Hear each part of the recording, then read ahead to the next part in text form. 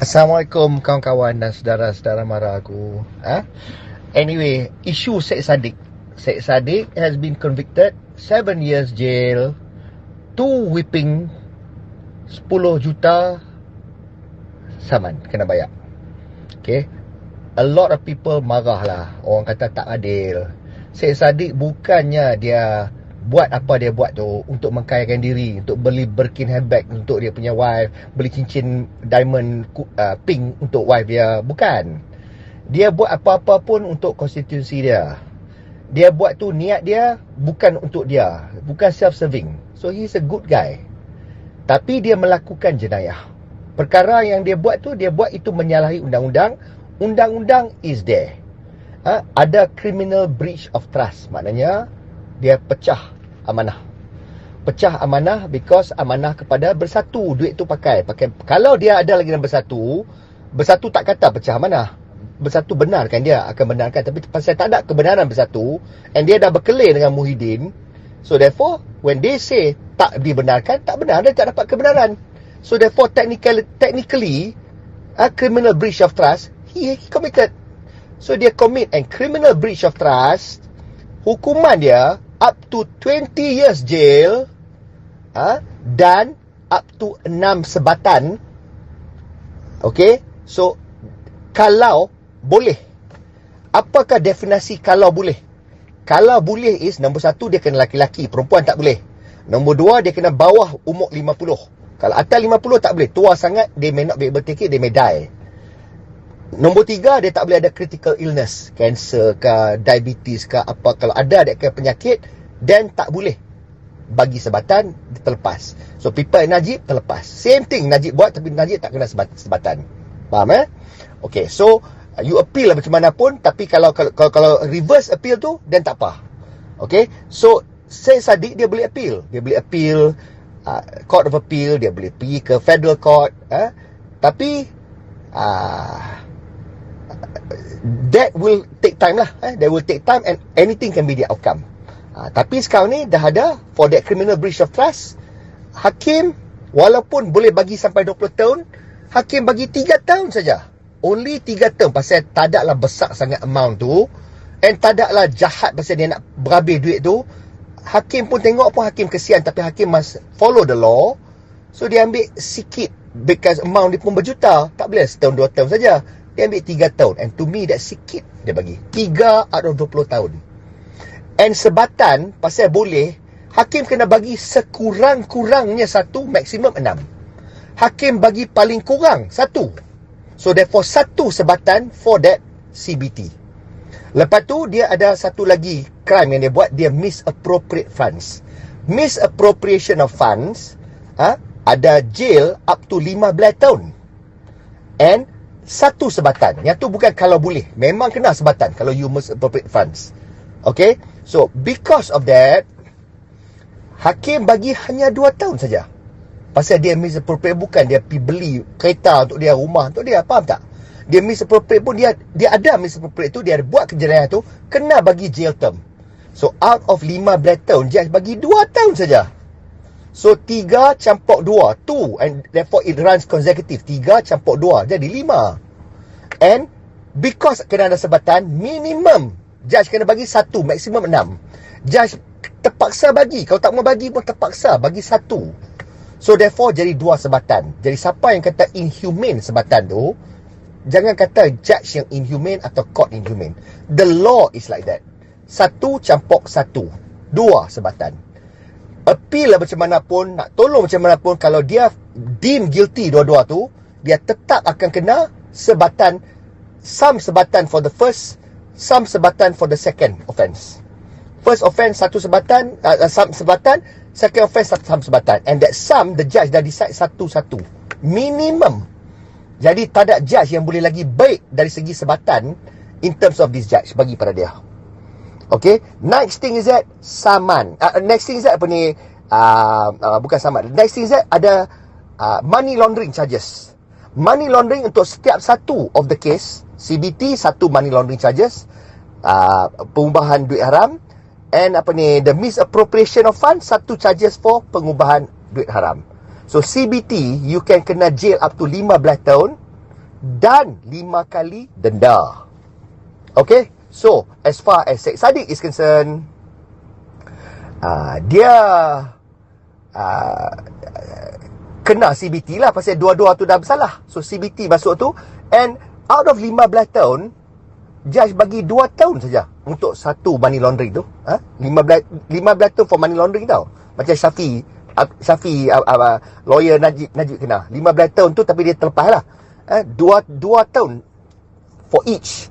So satu money laundering charge dapat 2 tahun, satu lagi 2 tahun. And because dia dua-dua money laundering same charge, relating to the same act, the judge bagi 2 tahun tu to run concurrent. Jadi walaupun 4 tahun, tapi jalan selari, because of that is 2 tahun. So therefore 3 tahun for the CBT, 2 tahun for the misappropriation of funds, another 2 tahun for money laundering of the CBT and misappropriation of funds tu, money laundering punya charges, tapi run concurrent. So 3 campur 2 dapat 7. And on top of that, because 5 kali ganda total, so 1 million kali 5 juta, 1 million kali 5 juta for each of that money laundering tu. So therefore 5 campur 5 jadi 10 juta. Syed Saddiq kena bayar 10 juta.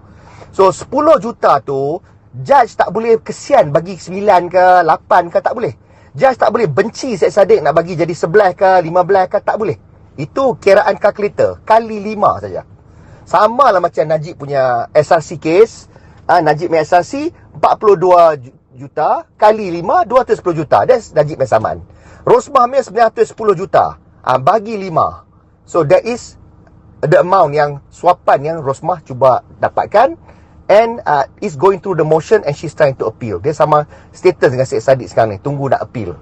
Okay, so kalau kena, dia kena bayar. And kalau Rosmah tak bayar that amount, 910 juta, hakim tambah lagi 10 tahun jail. Nampak? So in case of Syed Saddiq, hakim pun tahu yang memang Syed Saddiq nak cari duit kat mana. Crowdfunding pun tak boleh dapat 10 juta. So therefore Syed Saddiq end up, lepas dia buat dia punya 7 tahun tu, habis tu, dia tak boleh bayar juga 10 juta tu, tambah lagi 2 juta. So hakim tahu yang Syed Saddiq akan end up buat 3 campur 2 campur 2 jadi 7, campur lagi 2 tahun jadi 9 tahun. So and not pay the 10 juta. So therefore what will Syed Saddiq go through kalau dia punya appeal semua fail? So end up dia akan masuk jail selama 6 tahun. Because total 9 tahun, tapi 1/3 remission. Kalau you masuk penjara, you hanya akan serve 2/3 of the amount the total sentence yang diberi. So kalau 9 tahun, you akan keluar selepas 6 tahun kalau good behaviour. Unless you pukul orang, you bunuh orang, you buat benda bukan-bukan, then you will serve the full term. Tapi kalau selalunya orang behave elok, dia akan keluar 2/3 selepas dia buat tu. So macam Najib dapat 12 tahun kan, Najib will come out after 8 years. And kalau Najib tak boleh bayar 210 juta tu, tambah lagi 5 tahun. And 2/3 of that 5 tahun saja. So lagi 40 bulan lagi. So Najib kalau tak bayar, Najib will stay in jail for SRC 8 tahun campur 40 bulan. Okay, so itu nak bagi tahu yang the amount tak boleh negotiate, bukan hakim kejam atau court kejam. So penghujungnya nak bagi tahu tu je. Syed Saddiq serve 6 tahun, akan kena 2 sebatan. Mungkin kulit tercabut ke apa ke, he will be in pain, very painful. Berbulan to recover, but he will recover. 6 tahun dia akan muhasabah diri and make him a stronger person. 10 juta dia tak payah bayar nanti pun, dia tak bayar, dia akan duduk, continue duduk sampai 6 tahun. After 6 tahun dia keluar. Umur dia masa tu mungkin 40 lebih. He will be a man of steel. He will be lebih cekal, lebih sabar. It will make him a better person. Muhasabah diri, insyaAllah. More wisdom. Tak impertinent sangat. Tak cepat sangat mulut tu tembak and fitnah orang and kata orang interfere sini itu semua. He should be more savvy lepas ni. All the same, apa pun I still wish Syed Saddiq good luck lah. Kalau dia boleh clear nama dia, paling elok. Tapi kalau tak boleh, which I don't think so pun, when that happens, hopefully something good comes out of it. Okay, now the next topic I nak cerita is Syed Saddiq ni Dia decide dia nak turun, step down sebagai muda punya presiden. Pasal apa? Pasal dia dah terpalit and convicted. Jadi dia untuk fit dia punya naratif, dia kata kalau you dah jadi court cluster, you dah bersalah, you jangan pegang jawatan. So dia lepaskan sementara, dia bagi kat Amira tu jadi presiden sementara sampai dia clear nama dia. Okay, now as far as public punya interest is concerned, yang ni I need to clarify lah. Muda ni dia bukan kerajaan, dia bukan parti yang form part of kerajaan. Dia bukan menteri, dia bukan hold any office. Jadi there is no conflict of interest. Dia tak boleh guna kuasa dia untuk influence the outcome of his case. Dia tak boleh guna itu. Jadi kalau dia resign because of that, memang tak kena tempat. It's just melodramatic, tak relevant. Tapi at the same time, we also have to acknowledge the fact, bila somebody dah kena court case, nak kena masuk jail, nak kena sebat, nak kena bayar denda punya banyak berjuta, dia punya mind dah in disarray dah. Dia tak boleh fokus dah. Dia tak boleh fokus, and dia punya primary focus patut pada case dia untuk how to lepaskan dan bersihkan nama dia. Jadi kalau dia stay as muda presiden, dia tak boleh fokus sangat pun. So in that sense, by resigning ataupun stepping down bagi pada Amira to hold the fort, he is being fair to Muda. And that to me is leadership quality worthy of admiration for Syed Saddiq. Okay, so bagus dia buat tu. Then Muda can be led by Amira yang tak payah nak fikir pasal court case. Amira tak ada skandal sekarang ni. Syed Saddiq ada nak kena handle ni. So Syed Saddiq buat tu. That is very good. And that shows leadership. In a way dia Kenan Zahid je lah. You dah ada case apa semua, the prima facie, tapi you still nak jadi Presiden UMNO. But kena understand again lah, Zahid kena remain as Presiden UMNO NBN to hold the 30 support seats for the Madani government. Kalau Madani government fall, kalau Madani government fall, the other kleptocrats kat bersatu pula lepas and sonok. Faham tak? So at the end of the day, circumstance tak sama. Tapi apapun baguslah.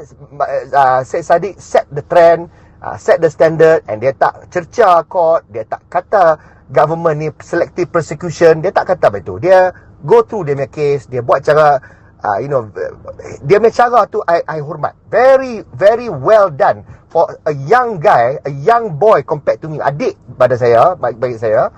Dia memang tunjuk teladan yang baik in this sense. Okay, dia cuma impertinent tempat dia cakap, and dia sometimes dia sombong, dia cakap dia burn all the bridges. That's not a smart thing to do.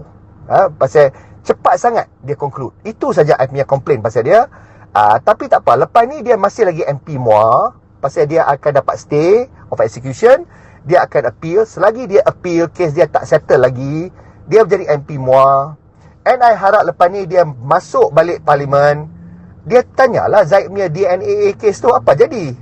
Kan? Pasal dulu DNA maknanya kena discharge dulu. Pasal ada banyak kerja nak buat lagi. Nak kena interview 15 MACC punya witness, nak kena buat RCI on Tommy Thomas, nak kena buka police investigation, hakim nak kena Peguam Negara nak kena semak balik kertas tu pasal it was done in a rush. So semua sekarang tak rush.